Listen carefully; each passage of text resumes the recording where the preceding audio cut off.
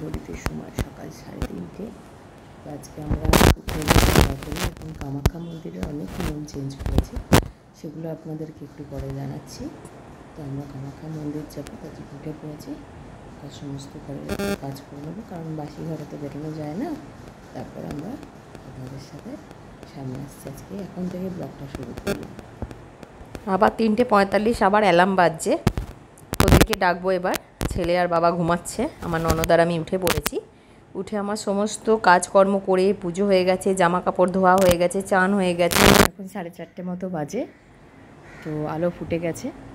তো এইরকম ভোর হওয়া মনে হয় দেখতে পাই পুরী গেলে, আর এই আজকে যাচ্ছি তাই। না হলে এত অন্ধকার থেকে ভোর হওয়া এত তাড়াতাড়ি আমি উঠি না। তো বেশ ভালোই লাগছে। তো চলুন কামাখ্যা মন্দিরে আমি রেডি হচ্ছি। সবাই রেডি হয়ে বেরিয়ে পড়লাম। এবার আমরা দাঁড়িয়ে আছি। এত সকাল সকাল তো আমাদের এখানে প্রচুর বাস, মানে সেকেন্ডে বাস। তো যেহেতু একদম সকাল আর্লি মর্নিং, সেজন্য একটুখানি দাঁড়াতে হলো। 2 মিনিট দাঁড়াতেই বাস পেয়ে গেলাম। এই যে কামাখ্যা মন্দিরের দরজা, নিচর। এই যে নিচো থেকে আবার গাড়ি করতে হয় আলাদা, শেয়ার গাড়ি। ওখান থেকে 30 টাকা করে পার হেড নেয়। তো আমরা এবার উঠে যাচ্ছি ওপরে। জানি না ওপরের কি অবস্থা, গিয়ে জানতে পারবো। তোমাদের সাথে সমস্তটাই শেয়ার করব। এখন নতুন কি কামাখ্যা মন্দিরে নিয়ম হয়েছে, তো খুবই খারাপ নিয়ম হয়েছে যেটা হয়েছে, তো সেটা তোমাদের সাথে শেয়ার করব। তো এই ভিডিওতে যতটা পারবো বলবো। যদি কিছু বাকি থেকে যায় তো আর জন্য কোনো সময় লাইভে এসে আমি সেটাকে ডিসকাস করব, না হলে ছোট একটা ভিডিও বানিয়ে তোমাদেরকে দেবো, যাতে তোমাদের সকলের উপকার হয়। এখন নতুন নিয়ম হয়েছে যে 2100-র বেশি মানুষ কামাখ্যা মন্দিরে অ্যালাউ নেই। এটা হচ্ছে জেনারেল লাইন।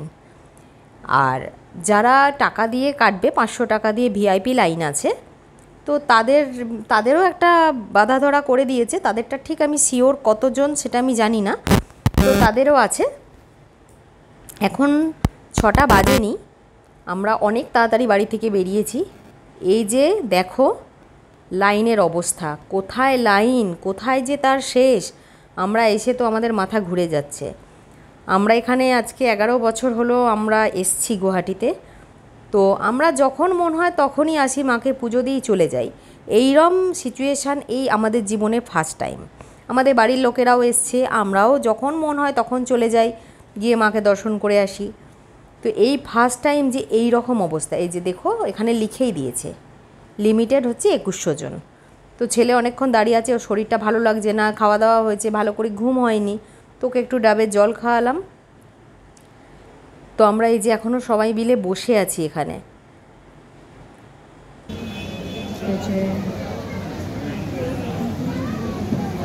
এইখানে 300-250 এরকম মতন মানুষ একসাথে ঢোকাচ্ছে, ঢুকিয়ে এখানে বসিয়ে রাখছে।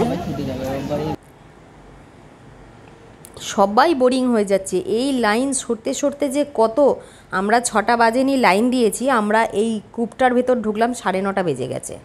আবার এখানে প্রায় 3.5 ঘন্টা মতন বসেছিলাম। এই যে আমাদের টিকিট কাটা হলো, এই টিকিট কাটার পরেই তোমরা কামাখ্যা মন্দিরের ভিতরে ঢুকতে পারবে, না হলে বাইরে এমনি দর্শন করে চলে আসবে। তো কামাখ্যা মন্দিরের ভেতরটা তো আমি দেখাতে পারলাম না, যেহেতু ফোন অ্যালাউ নেই।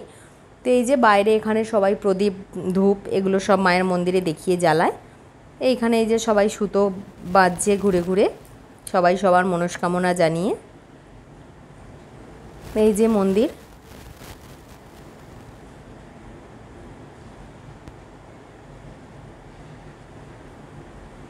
তো যারা মন্দিরে পুজো দিতে চাইছো, কামাখ্যা মন্দিরের ওপর প্রচুর হোটেল হয়েছে এখন, আগে যেটা ছিল না। তো আমি বলবো, সাজেস্ট করব তাদেরকে যে তারা যেন কামাখ্যা মন্দিরের ওপরেই হোটেল নিয়ে থাকে, তাহলে তাদের সুবিধা হবে। রাত্রির থেকে লাইন পড়ছে, 12টা 1টা থেকে লাইন পড়ে যাচ্ছে, তো খুবই ডিফিকাল্ট হয়ে গেছে এখন পুজো দেওয়া। তো এই যে আমাদের পুজো দেওয়া কমপ্লিট হয়ে গেল। পুরো কথা আমার বলা হলো না, তো এর পরের ভিডিওতে আমি সমস্ত জানিয়ে দেব বা লাইভে। তো আমরা এবার বাড়ি ফিরি ক্লান্ত, প্রায় এখন 8:10-15 বাজে রাত্রির। এই যে আমরা ফিরছি, পাহাড়ের উপরের সৌন্দর্য দেখো।